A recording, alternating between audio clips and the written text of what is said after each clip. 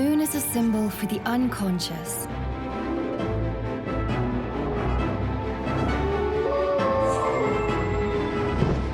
It is said to influence our way of living, of loving, our future. The magic of the moon. Truth or myth?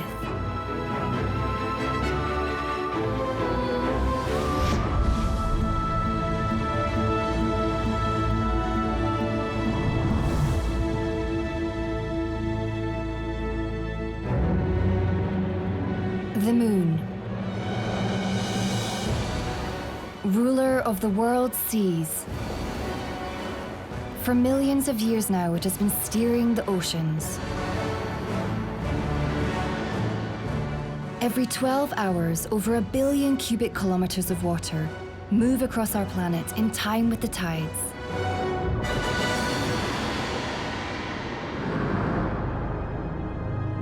The ebb and flow of the tide are the clearest signs of the enormous pull of the moon. But does it therefore also guide our behavior?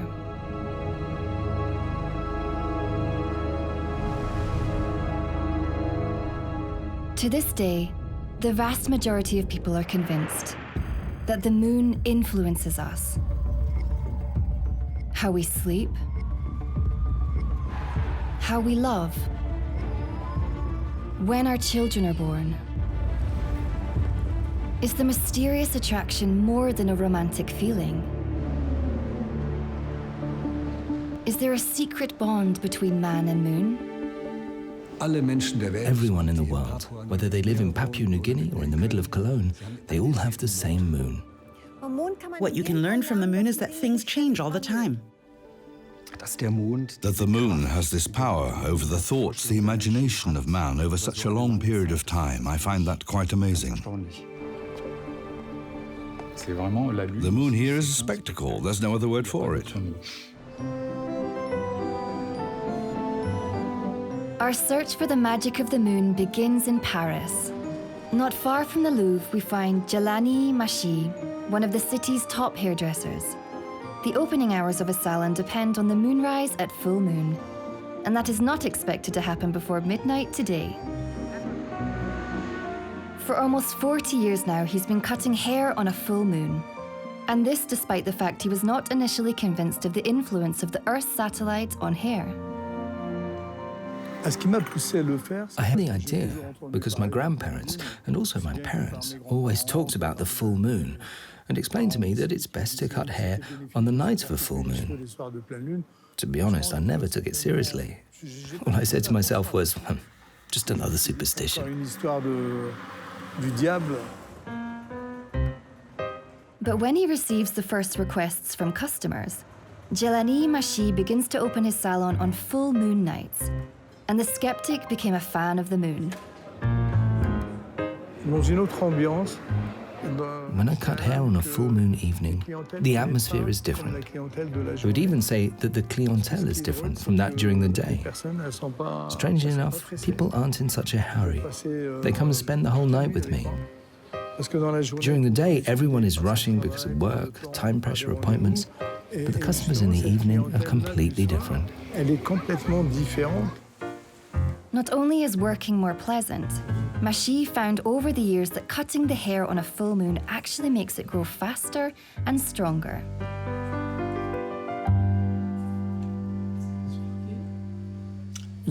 Here, the hair doesn't respond at all.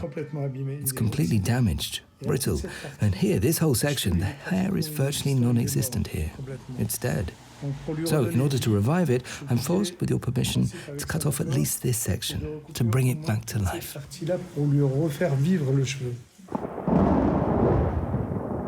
However, Machi's experience has shown that our satellite can only unfold its full effect on the hair under the open skies. So it's off outside at midnight, even if a thunderstorm is approaching on this night, in place of a view of the full moon. The hairdresser faces up to the wet element.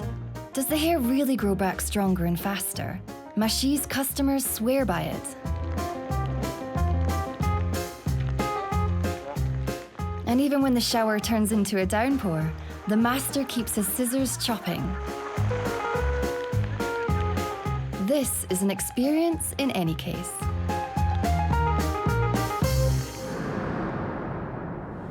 Why do so many people firmly believe in lunar influences on psychological and biological processes? Is the moon perhaps not only the ruler of the tides, but also of the plant world?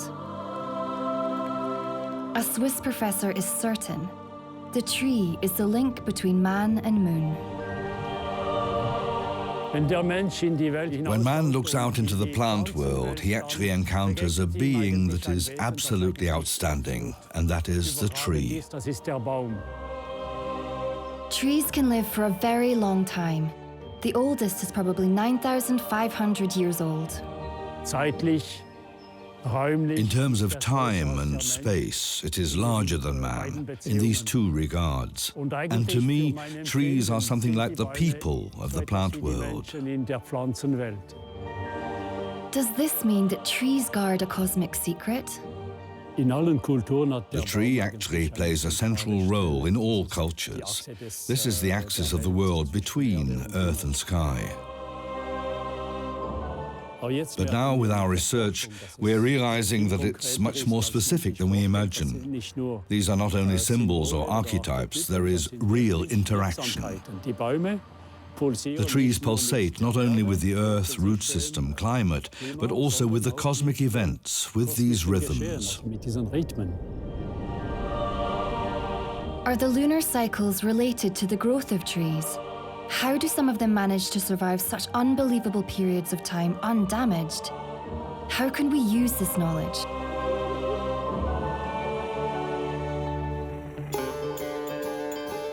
In Berchtesgaden, in the Saghäusel, the moon has determined for generations when the trees are felled.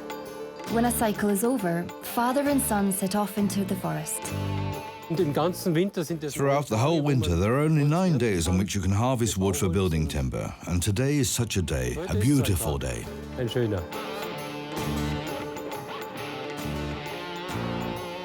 If the wood is to survive for centuries, it is only felled here if the moon is not visible in the sky, on a new moon.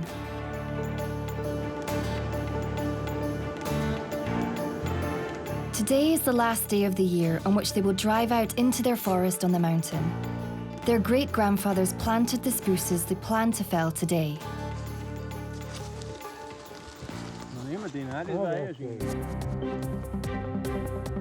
It takes around 140 years for a spruce to grow this tall.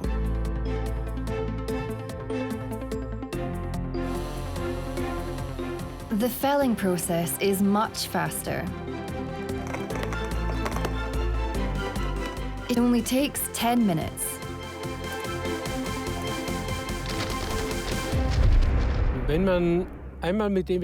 Once you've started with it, you develop an inner sense of how nature works. And you no longer think about whether you should do it on another day. But you know that today is the right day. And then I do it. 15 years ago, we took all the moon wood from this forest to construct the roof structure for our house, exactly at the right juncture. And guess what? We haven't used a drop of paint or wood preservative on the whole house. It's just wonderful. You can't do it any better.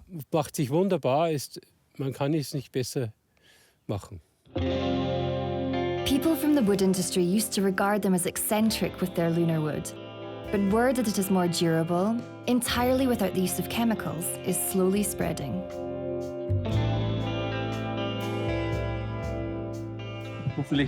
Hopefully we'll be able to leave that esoteric label behind, but I think we can live with that, can't we?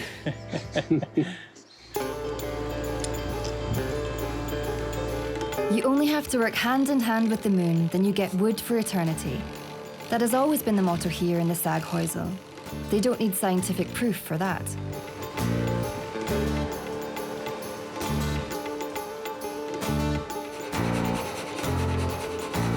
Lately, the Geislingers have started receiving orders from all over Germany. They recently delivered their wood for the construction of the organ in the Elbe Philharmonic Hall in Hamburg. It hasn't changed the way they work. They simply sell good wood. even if they now call it lunar wood, in keeping with the spirit of the times.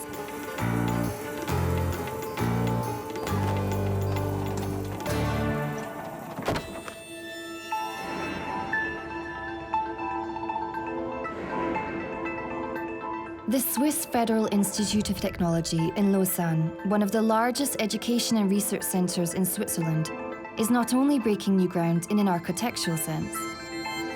Professor Ernst Zürcher could be enjoying his retirement, but the universities invite him to come and talk about the influence of the moon on wood.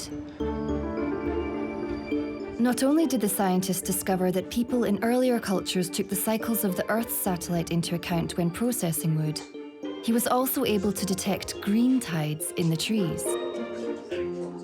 As well as the sun, the moon, of course, also has a huge effect on all biological processes. This is best visible in plants. Rediscovering this is very important in physiology, in germination, in the properties of wood. After all, it's a living material. And we have now approached this from a scientific perspective and been able to show that it has measurable, provable, statistically analyzable effects on the living world. The Swiss scientist was able to prove that trees pulse in time with the moon. Their trunk diameter increases and decreases every 12 hours in synchronization with the ebb and flow of the tide. What would nature, the Earth, or man be without the moon? For Pascal Descamps, astronomer at the Paris Observatory, these are precisely the exciting questions.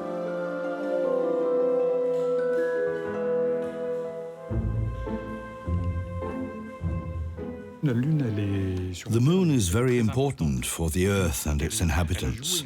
It has also played a very important role in the past. You could say that without the moon, there would be no life on Earth. 4.5 billion years ago, the Earth was still racing around in orbit. Scientists estimate that a day lasted only 2 to 3 hours back then. Life probably would not have developed under these conditions. So the Earth was turning very quickly, with a moon that was still very close to the Earth. The tidal forces were very strong, i.e. the tides flooded the continents and retreated. That was quite devastating. Fortunately, however, the moon began to slowly distance itself from the Earth in this phase. The tidal forces slowly decreased, everything calmed down, and life could gradually emerge. So the moon is indeed indispensable. It was, and it still is until today. The Earth and the moon. Only together did they form the stable pair with which life on Earth began. Without the moon, we would not have the 4 seasons which in their even change enabled the beginning of evolution. The moon, our clock that sets the rhythm for life.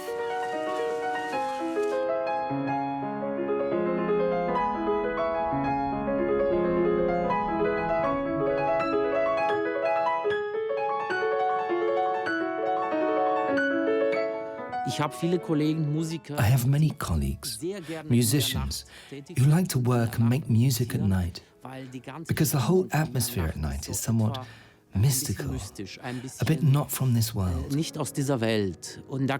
that's when you come up with some ideas. When the moon is a light source and serves as your guide in a dark night, and that is a wonderful inspiration.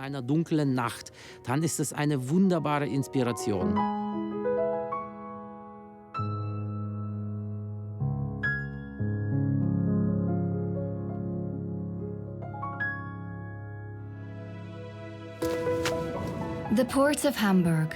The sun is shining, so it's out onto the water. Or what does the horoscope say? People have always tried to use celestial bodies to interpret their fate.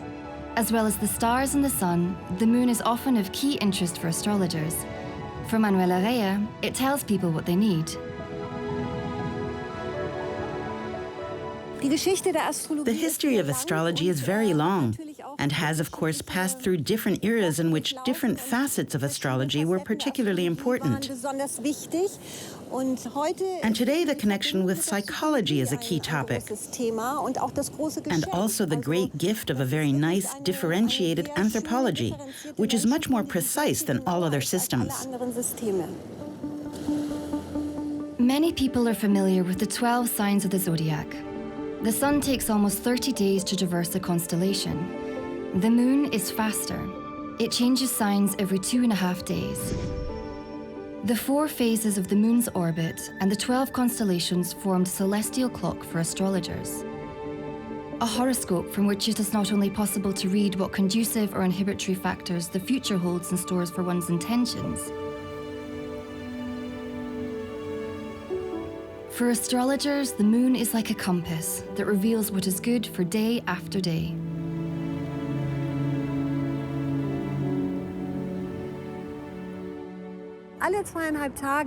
This means that the mood changes every 2.5 days.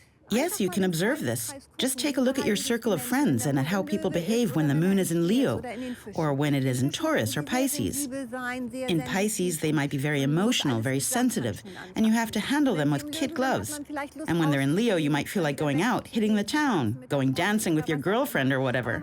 But you can observe it yourself because it changes completely every 2.5 days. For Manuela Reyer, the Earth's satellite reflects our emotional world. It is her advisor and teacher, especially in situations of crisis.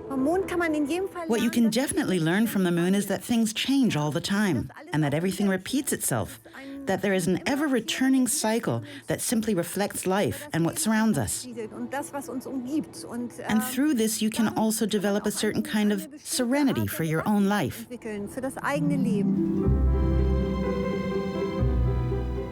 But can the influence of the moon on us humans also be scientifically proven? In the animal world, especially on the coasts, it is only the tides that make it possible for some species to reproduce on land and ensure their survival. For others, the light of the full moon is the signal to mate or lay eggs.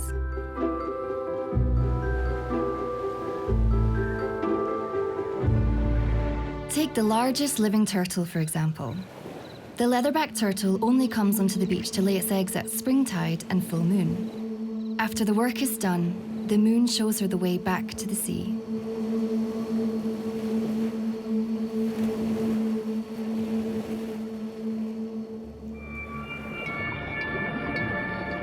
At the Great Barrier Reef off the Australian coast, thousands of corals release their gametes into the water every spring, as if on command.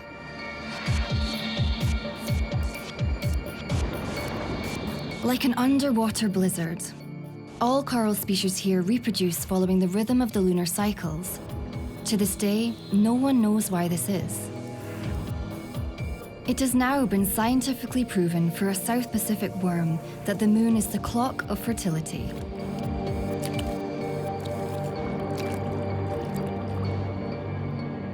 On Samoa, the islanders celebrate a festival in fall called Tatalega, the Night of the Worms. In a single night, regularly at the time of the last quarter of the moon in October or November, millions of palolo males and females, shimmering in shades of green and brown, separate from the ends of their bodies, which are loaded with eggs and sperm.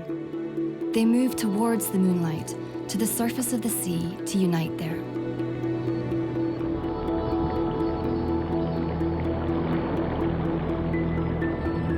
The islanders are then ready and waiting with nets, baskets and lamps to fish the caviar of the South Seas out of the ocean. Biologists have shown that the worm's reproduction cycle is closely linked to the change in the phase of the moon. But what about us humans? Does our sexuality tick in time with the lunar clock? Does the full moon really make us more sensual? There is no doubt that the moon possesses an erotic radiance. Is the seductive moon male or female?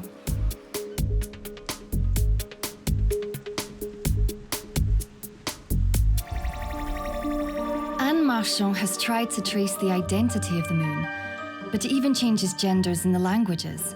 In the Romance languages, it's called la lune, la luna, and is female, while in German, der Mond is male. In general, it is impossible to say whether the moon is male or female, depending on the myth or the mythology of the respective people.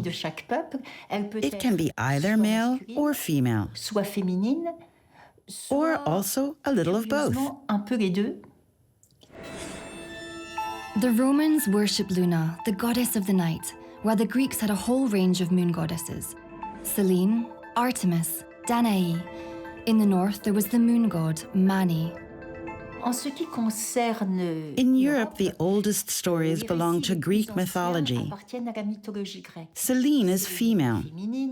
Since she is a being of the sky, the air, she's very unstable. And she has a weakness for good-looking young men. The moon goddesses were also revered for their influence on human fertility. Does the belief that more children are born on a full moon trace back to this myth?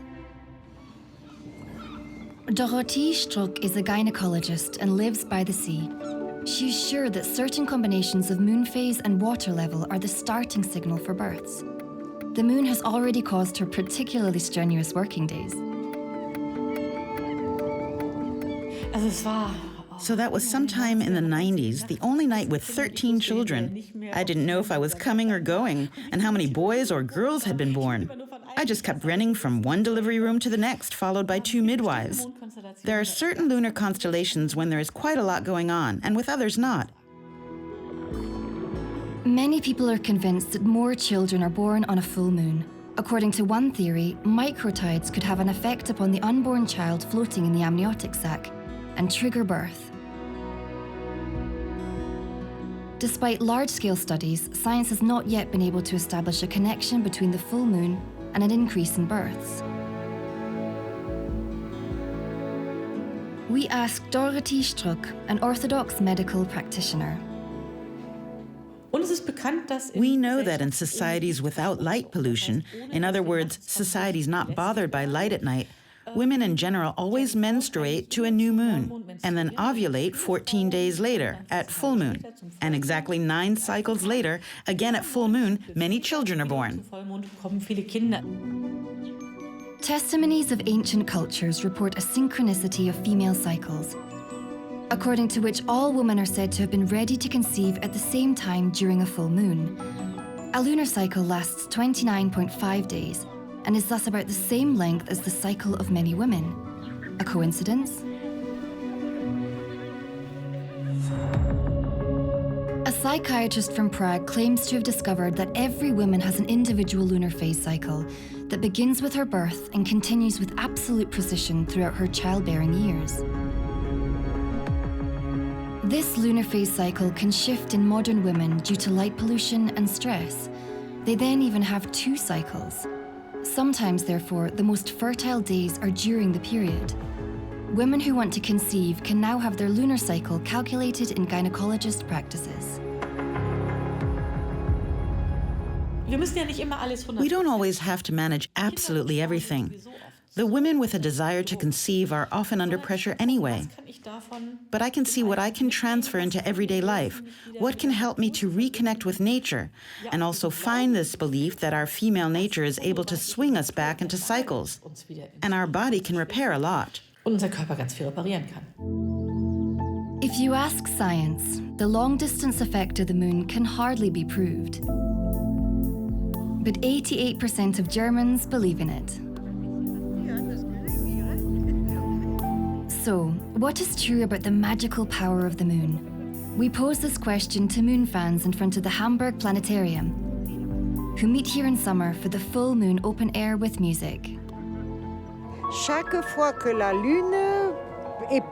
Always at full moon.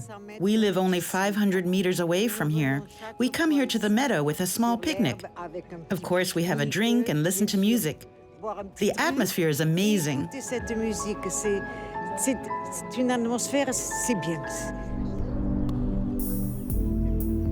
But does it influence how we sleep? How we love and live? Well, I have 2 children, and one child was born one day before the full moon, and my daughter was born exactly on a full moon. And well, yes, they say that most children are born at that time, and with me it was true. And that is my connection to the moon. Everyone seems to have their own personal relationship with it. Lovers and moon worshippers.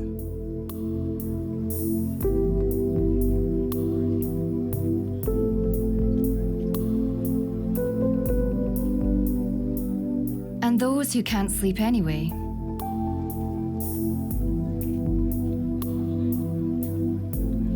But who wants to sleep on a night like this and with such a view?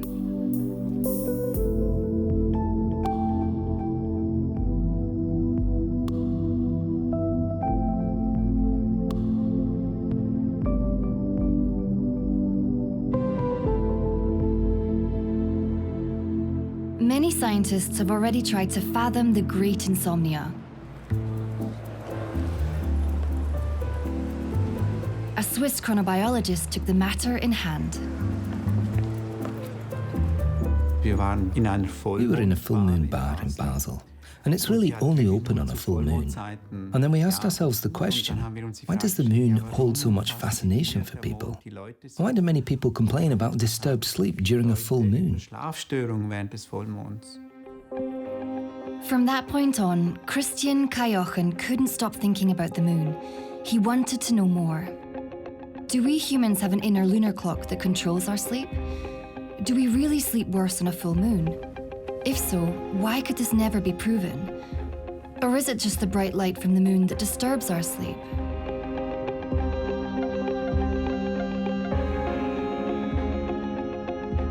The chronobiologist invited 30 test subjects to the University of Basel's sleep laboratory.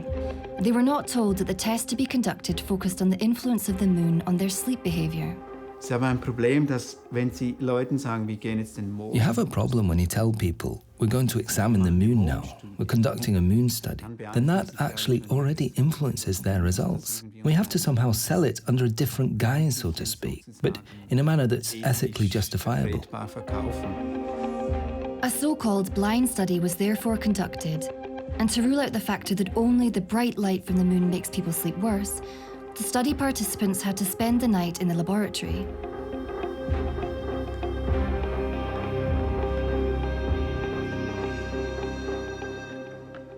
We have laboratories, so we're in one of those here, where we basically shield people from the environment.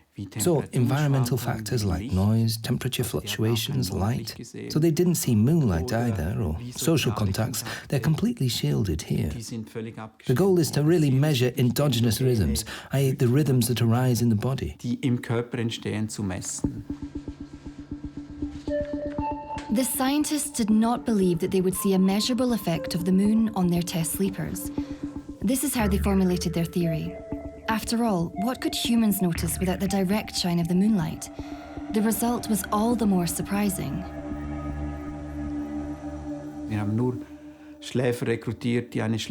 We only recruited sleepers with a sleep efficiency of 95%, i.e. who sleep virtually the whole time they're in bed. But even with these people, we saw that during the full moon phases, they needed 5 minutes longer to fall asleep, had 30% less deep sleep, and also that the sleep efficiency was significantly lower by certain percentage points than with people who happened to be with us during the new moon phase. We hesitated to publish these data for a long time because you always get some weird looks. You're suddenly a lunatic, or maybe you're placed in the esoteric box. And I don't know what's behind it, but I am even more fascinated by it than before the study, I have to say.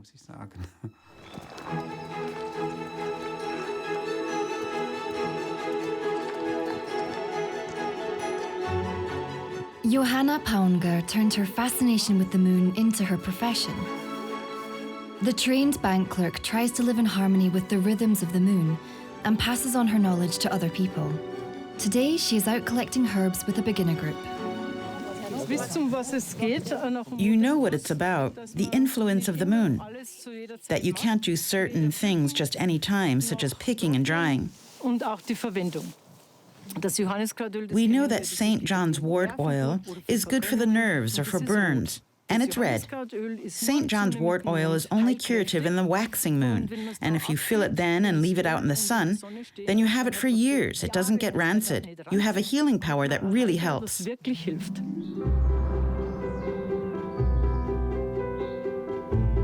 Johanna Paunger grew up on a farm in Tyrol. Her grandfather did everything according to the lunar calendar, her mother too. She made the knowledge of the right time into her mission. She writes books and gives seminars. It's all very easy for her, for example, when cooking jam.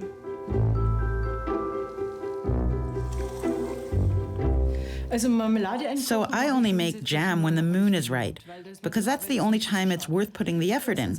First of all, it lasts longer, whereby that's not always the case with us because we like to eat our own jam. But it's important for who's starting. You don't have to remember that much.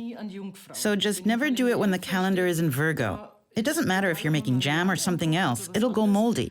So a fruit day like today, and then with a waning moon, that's ideal.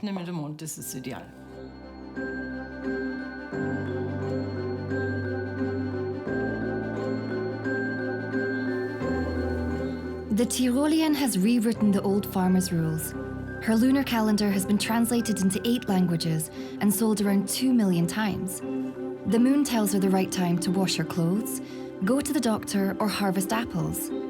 Nowadays, the mother of 3 children advises farmers, wine growers, and gardeners. Well, the moon has become more than just a companion for me now. It is as much a part of my life as the air I breathe. I couldn't imagine it any other way. But always from the perspective that we use the moon, but we do not exploit anything. We visit the oldest university observatory in the world, Oude Sterrenwacht, in Leiden in the Netherlands. Harald Hiesinger and Marcus de Landgraf are planning the next mission to the moon for the European Space Agency, ESA. Thanks to modern probes orbiting the Earth's satellite, the 2 moon enthusiasts are familiar with every crater. Before astronomers began to observe the moon with binoculars and telescopes, people were already using the changeable moon as a sky clock. Jetzt haben wir es sehr gut. Schau du mal rein.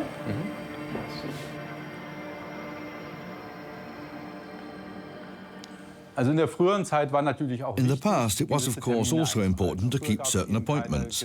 And back then, there were no precise cell phone calendars, so we needed a kind of clock. The moon is a great object for this, because it comes back into the same phase regularly every 29 days.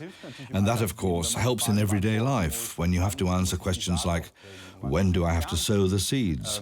When can I harvest? When does the cow have to go out to pasture? And I speculate that that's why a certain rule of thumb arose, that certain things should be done in a certain phase of the moon, or that certain things should be done in a certain phase of the moon relative to the vernal equinox, for example. And it's actually nice to have a cultural connection to a celestial object. Eigentlich ist das sehr schön, dass wir so eine kulturelle Verbindung haben zu einem Himmelsobjekt. Hier ist der Jupitermond. The observation of the moon has constantly changed our culture. In the 17th century, the moon was regarded as divine and perfect, as a flawless disk, until Galileo Galilei examined it through binoculars. In the blurred patterns of shadow and light, the Florentine researcher was the first to recognize the true face of our closest cosmic neighbor.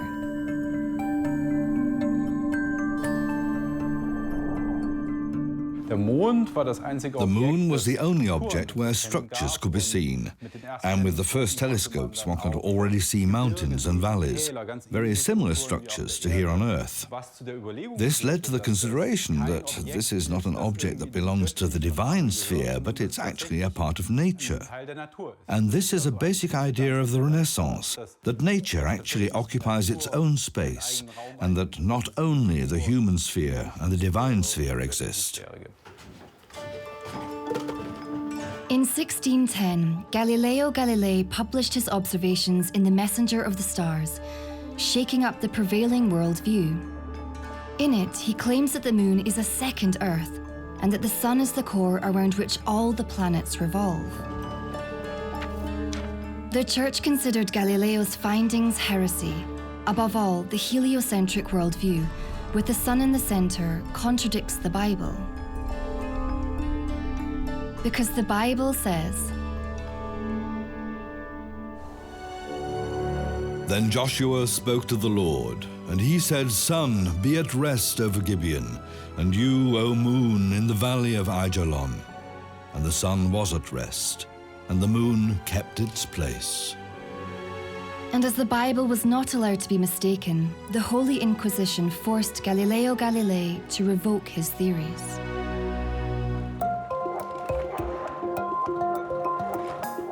Vatican astronomers have been studying space for centuries.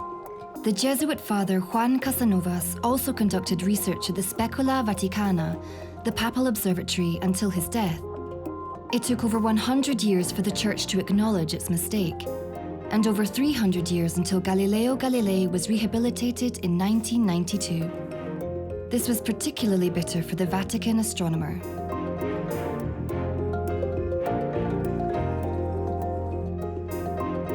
The theologians have waited a long time to reinterpret this passage of Scripture. It was we astronomers who forced them to do so.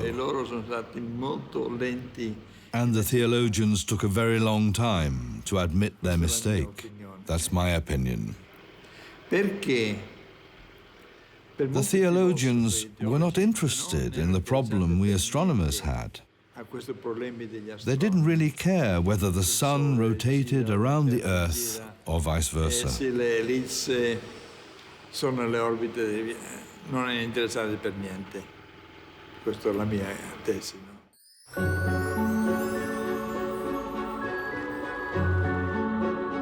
The Vatican Observatory was founded by Pope Gregory XIII in order to reach an agreeable date for Easter with a calendar reform.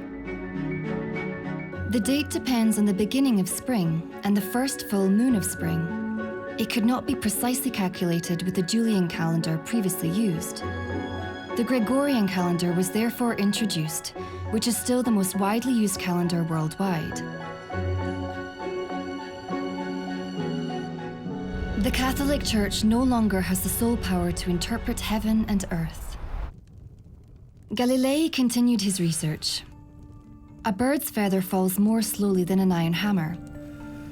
Since Aristotle, weight has been the decisive factor for the velocity of fall.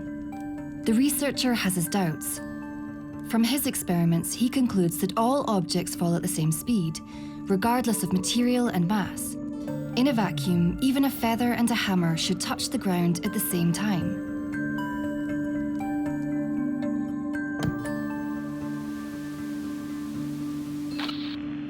In 1971, the Apollo 15 astronaut David Scott used his stay on the moon for a special homage to Galileo Galilei. Beautiful picture, Dave. Well, in my left hand, I have a feather. In my right hand, a hammer. And I guess one of the reasons we got here today was because of a gentleman named Galileo a long time ago who made a rather significant discovery about falling objects in gravity fields. And we thought that where would be a better place to confirm his findings than on the moon. And so we thought we'd try it here for you. The feather happens to be appropriately a falcon feather for our falcon. And I'll drop the two of them here, and hopefully they'll hit the ground at the same time. How about that? Galileo's view of the world has become generally accepted. People have long since landed on the moon, but the celestial body was able to keep one secret for a very long time. The early astronomers were, of course, extremely fascinated by the fact that the moon always shows the same side, which did not seem to change from Earth. That's different from other objects. Jupiter moons rotate, and that already occupied the early astronomers a lot back then, and also contributed to the moon myth, because one could speculate what's on the other side. The changeable moon. It only shows us one side. What is it hiding behind its back? The fantasies of science fiction authors range from aliens to Nazis hiding there. Anne Marchand is an ethnologist, and she's also fascinated by the dark stories about the moon, which can conjure up evil in us.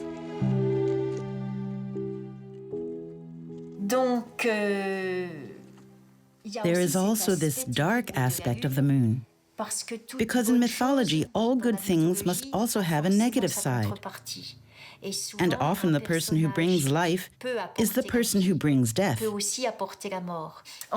Egypt, the moon begins as a fearsome god, a god of death.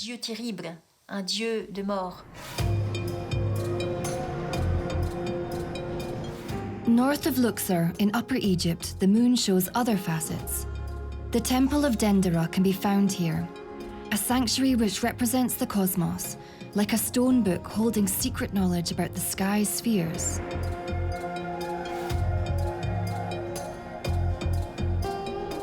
A ceiling frieze inside explains the phases of the moon. A staircase with 14 steps symbolizes the 14 days of the waxing moon. They are climbed by 14 gods. Upon reaching the top, they see the full moon. And here we find again the Egyptian idea of eternal life, that is to say, of living on in the hereafter. Here we find the constantly renewing moon.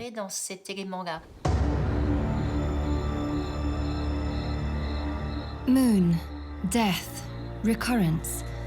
Is that why the moon features in every horror story? In legends and fairy tales, wolves howl at the full moon. Countless myths are linked to the dark side of the moon. At one moment, it is still a guarantor for romance, then it's a cue for the appearance of evil.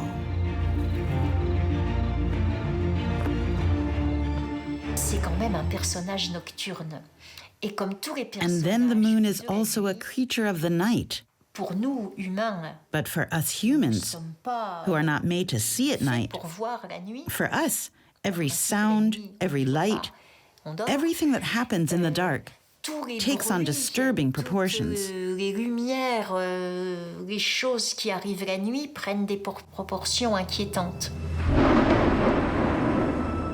The lunatics is an English term for those who have been struck by lunar insanity. They strike when the moon shines round and pale.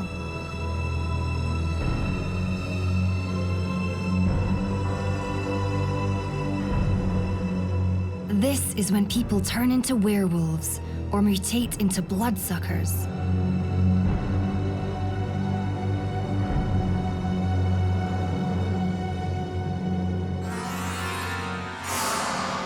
Everyone is a moon and has a dark side that he does not show to anyone, wrote Mark Twain. Novels, films, and music have puzzled over what dark aspects of human existence this could be.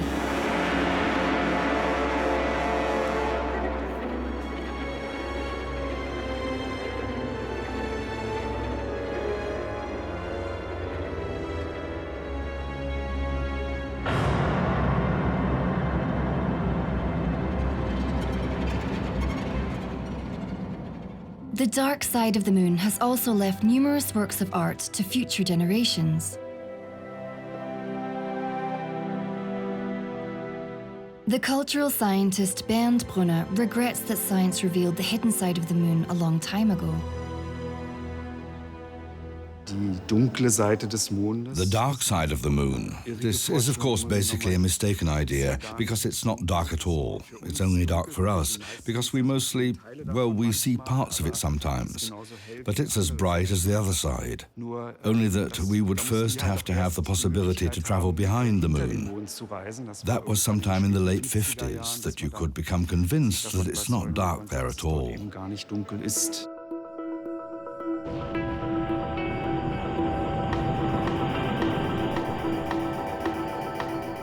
The race to the moon begins with a head start for the Russians. In January 1959, their Luna 1 was launched. With Luna 2, the first spacecraft reached the moon, and Luna 3 circumnavigated it and sent the first photos of its remote side.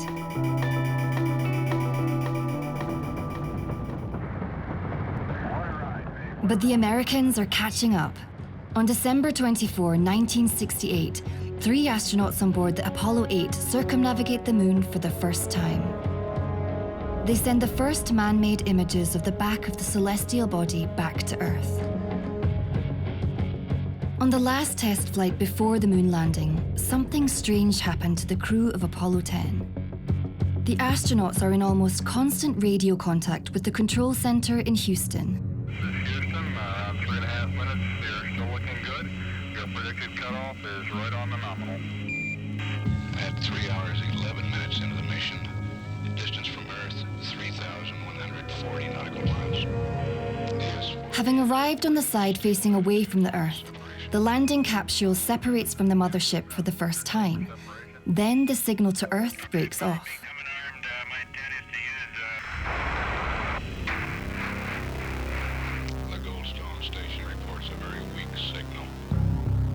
The moon is blocking the way for radio waves.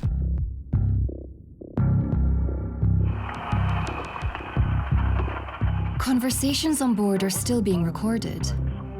NASA releases the transcriptions of these tapes in 2008, and finally the tapes themselves. At first, it's all irrelevant chatter, but then something strange can be heard. That music even sounds outer spacey, doesn't it?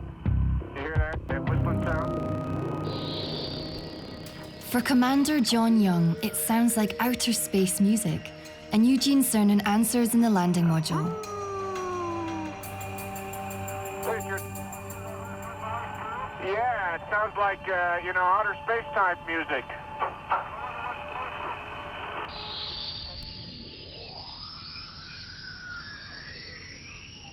The astronauts keep the inexplicable phenomenon to themselves. What did they hear? Was it just radio waves crossing, or an electromagnetic buzzing from the depths of the universe? When the Earth is back in sight, Apollo 10, this is Houston, we have radio contact again. The sound is gone. The late publication of the tape recordings and the silence of the astronauts fed the rumors about extraterrestrials. Since time immemorial, the moon has been our nocturnal companion, near and yet so unattainably far away. Its greatest enchantment goes back to the romantics of the 19th century. They made Lunar, the goddess of the night, their muse. The director of the Kroniga Museum has been hot on the seducer's heels for quite some time, and is always finding new treasures of lunar infatuation.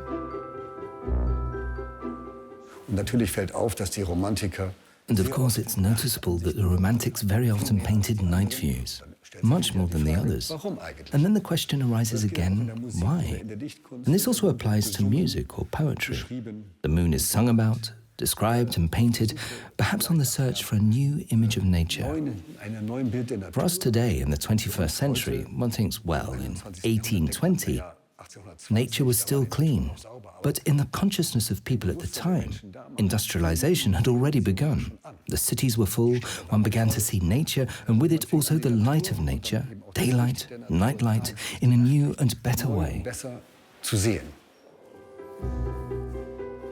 The moon, the sun of the night, its light has fascinated artists. And no one has focused their work as much on the moon as Caspar David Friedrich. For him, the moon was a mirror of the human soul. Friedrich's pictures of the moon, or actually of people looking at the moon, are really key pictures. The moon is the theme, but actually the contemplation of the moon. Yes, that person is standing, reflecting in nature, otherwise sees nothing, and is simply looking at a light phenomenon, which is actually complete nonsense, uninteresting. Every day the moon rises and falls, why should we look at it? But no, this observation, looking, contemplating, standing devoutly looking at the moon, that was interesting for Friedrich. He probably interpreted creation into it.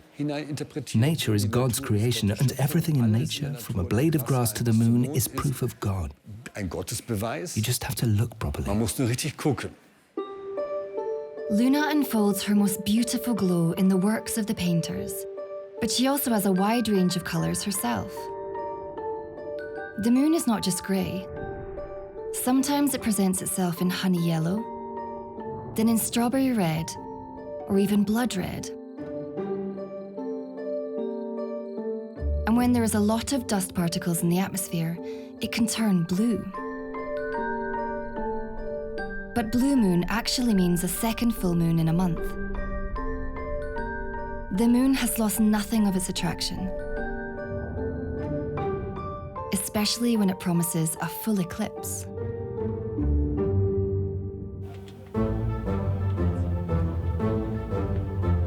Like on July 27, 2018, when hobby astronomers like here in the Lunar Heide and many other parts of the world look for the best places to watch the rare spectacle in the sky. When the lunar eclipse begins, the moon dips into the shadow of the Earth. This happens when the sun, moon, and Earth are almost in a line. Some sunlight still reaches the moon, and so it remains just slightly visible as a so-called blood moon. Slowly, it steps out of the shadow of the Earth and begins to shine. For 103 minutes, it was once again the focus of enthusiasm for people around the world, not something that can be copied easily. I think the moon fascinates everyone differently in its own way. Some as a scientist, others as a religious symbol, and others again as a light phenomenon. But these possibilities that the moon offers you, or the people of different cultures, this is incredibly interesting. Maybe that's why people all over the world celebrate the moon to such a great extent. In India, the Festival of Colours takes place on the first full moon day of February. The message? The triumph of good over evil. At the Thai Festival of Lights, on a full moon, all the anger and resentment that has accumulated over a year is packed onto a raft and left to float away. The passion between man and moon is constantly finding new highlights. It's like a secret bond that seems to renew itself in time with the moon.